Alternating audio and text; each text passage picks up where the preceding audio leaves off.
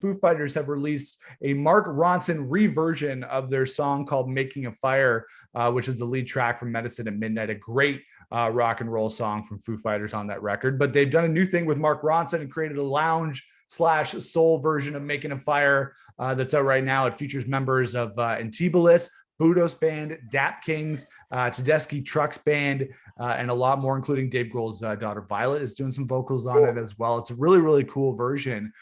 Did you have a chance to listen to this Making a Fire version, Dave? Yeah, I thought it was really cool, man. Ronson's always doing fun stuff, and it's interesting to see, them come together and do something really interesting. So yeah, it's, it is what it is. It's like, there's a lot of that happening right now in Foo Fighters land, where it's like the quality of the Foo Fighters generally is so high that it's tough to really mess it up. So whether it's a documentary or a single or a bad song with Mick Jagger, it's bad, but it ain't that bad in the end of the day. It's no Eve 6 EP, Yeah, exactly. Yeah. Have you heard any of Mark Ronson's other reversions? He's done a really cool version of Britney Spears' Toxic that he did with Old Dirty Bastard. This was a long time ago. Yeah. That's a great one. Great one. And then he did, what was the other one I was talking about? Just, that he does with Phantom Planet, the Radiohead song. With the Radiohead? Yeah. That's so really cool.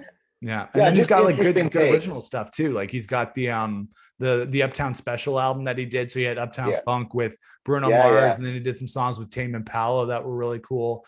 Totally, Mark Ronson's a great producer. I really love the stuff that he does. He's a great producer, great pop writer. He definitely has his own vision of things, and he pulls it off 9 times out of 10. So you have to give him credit for that, whether you're a fan of his original stuff or not.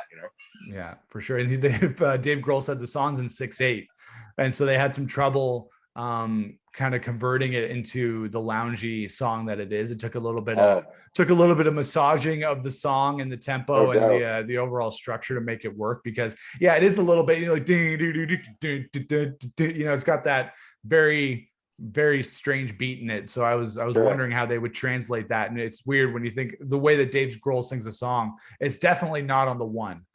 He's coming in maybe on the I don't know the technical term. Maybe some of our listeners, we are musicians, but I've never looked at that and be like, oh, he's on the 1, he's on the 2, but it is maybe on the 2 or something like that. That makes it sound just a little bit left of center, which is cool. Yeah, man. Sometimes the phrasing and writing and phrasing and rewriting or reworking something is all the difference. You can make something sound really heavy or really loungy with just how you're phrasing your first couple sentences in a verse. So it's really cool, man. I'm stoked. Yeah, you can check that out. The Mark Ronson reversion of Foo Fighters Making a Fire is out there right now on Spotify and wherever else.